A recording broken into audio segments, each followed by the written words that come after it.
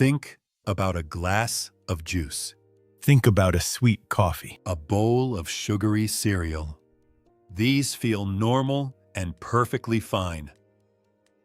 But the moment sugar enters your body starts reacting right away. And in the next 60 minutes, you can go from energy to a spike, to a crash, to cravings, and sometimes all before your next meal. This is not about fear. This is about understanding. Because once you understand what sugar does to your body, you start making better choices without feeling confused. Let's start with the first few minutes. The moment you eat or drink sugar, it begins getting digested fast. And if the sugar comes from a drink, like juice, soda, or sweet coffee, it usually moves even faster. That is one reason sugary drinks can be so misleading. They go down easily, but they do not always make you feel full.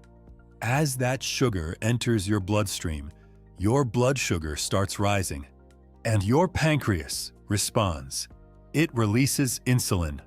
Insulin is the hormone that helps move glucose out of your blood and into your cells, so it can be used for energy. This part is normal. It is how the body is supposed to work. Now let's move into the next stage. As more sugar enters the bloodstream, blood sugar climbs. This is the stage where some people feel a quick lift, more alert, more awake, sometimes even happier for a short time. That is part of why sweet foods feel rewarding. The brain responds strongly to that fast energy. But this is where people often get fooled. They think, I feel better, so this must be helping me. And for a short moment, it can feel that way. But while the energy is rising, insulin is rising too. And that matters, because insulin does not just help control blood sugar. It is also connected to storage. If your body has more glucose than it needs right then, it stores the rest. This is one reason sugar-heavy patterns can make fat loss harder over time, especially when the same cycle repeats again and again. Now the body starts trying to bring things back under control. Insulin keeps doing its job. Sugar starts leaving the bloodstream. And this is where the next phase can begin. For some people, energy starts dipping. Not always dramatically, but enough to notice. You may feel less sharp, less steady, less satisfied. And if the sugar hit was fast enough, the drop can feel fast too. In some people, blood sugar can drop after a meal, sometimes within a few hours, and that can lead to feeling weak, tired, irritable, or shaky. And that can lead to feeling weak, tired, irritable, or shaky. Now, that does not mean every sweet snack causes a dramatic crash, but it does mean fast sugar can create a quick rise and then a quick shift back down. And that is very different from a meal that includes protein, fiber, and slower digesting foods.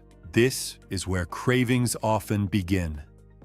Because when energy drops, your brain notices, and it starts looking for a fast fix. Something quick, something sweet, something easy. This is one of the most important parts of what sugar does to your body. Not just the spike, but the cycle it creates. A lot of people do not realize they are not only craving sugar because they love the taste. Sometimes they are craving it because their last sugar hit set up the next one. And that cycle can quietly shape your whole day. A sweet breakfast, then a mid-morning crash, then a snack, then another sweet drink, and suddenly, you spend the whole day chasing energy. And when that pattern repeats often, it can make appetite feel harder to manage and fat loss feel more confusing. That is one reason sugary drinks are such a problem. They are easy to consume. They do not satisfy you much. And higher intake of sugar-sweetened beverages is linked with higher long-term risk of type 2 diabetes. By now, the short-term reward is usually fading. What is left is often one of three things: low energy, more hunger, or more cravings. And this is where people often blame themselves. They say, "I have no willpower. I am always hungry. I keep messing up." But often, it is not just a willpower problem. It is a physiology problem. Your body responded to a fast input with a fast correction, and now your brain wants relief. That is why food quality matters and meal structure matters. Because if you slow the rise, you often soften the drop. So, what can you do? Here are 5 simple ways to reduce the spike and crash cycle. Number 1. Do not eat sugary foods by themselves. Pair them with protein or fiber. That can slow digestion and make the response steadier. Number 2. Choose whole foods over liquid sugar when possible.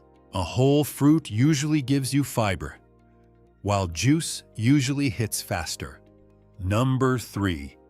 Build a better breakfast. Build a better breakfast. If your morning starts with sugar only, you are more likely to feel that cycle later. Number 4. Always remember to read labels. Added sugar hides in drinks, granola, yogurt, sauces, and snack bars. Number 5.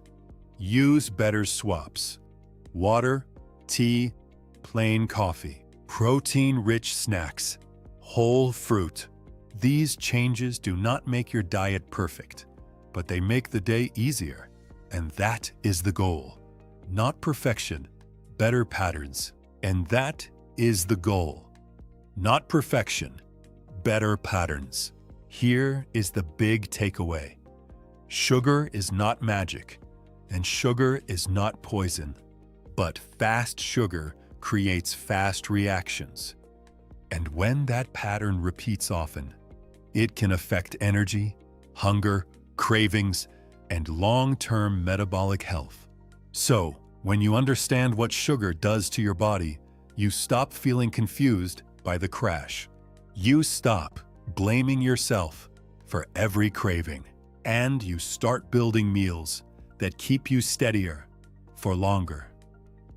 If this made things clearer, like the video, subscribe, and share it with someone who always says, "I need sugar for energy." And in the next video, we're breaking down why your body stores fat, even when you think you're eating healthy. See you in the next one.